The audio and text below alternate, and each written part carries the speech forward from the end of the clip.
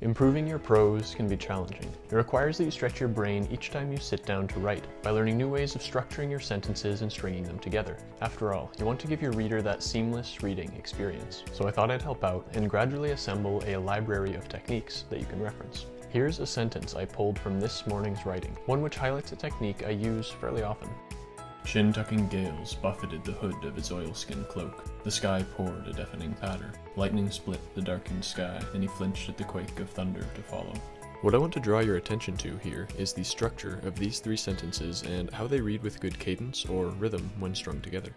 The first two are what I like to call statement sentences, meaning they say one thing and have no punctuation, while the third is a comma and structure, referring to the statement, comma, and statement structure. Refer to my video on sentence structure and cadence, linked below, for more on this topic.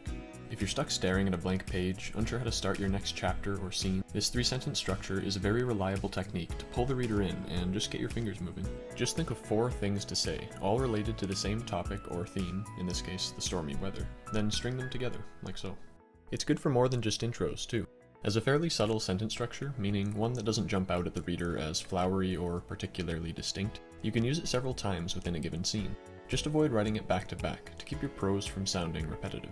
This structure is also very versatile. While I've used it here to describe a stormy setting, it can be used when writing anything, from action to introspection. And note how I've used the active voice throughout. Gales buffeted, sky poured, lightning split, he flinched. This gives each sentence a nice punch, so if you aren't familiar with the active voice, I've got another video linked below that covers that topic in depth. As far as things to watch out for go, be sure you write the first 2 sentences in a concise manner, devoid of any punctuation. If you write any of these 4 statements as run-on sentences, you might stall the rhythm. But generally speaking, it's hard to go wrong with this technique, so I encourage you to experiment with it next time the rhythm of your prose calls for a reliably impactful structure. The more you use it, the more you'll get a feel for where it fits and where it doesn't. And before long, this 3-sentence structure will just fly off your fingers. Until next time.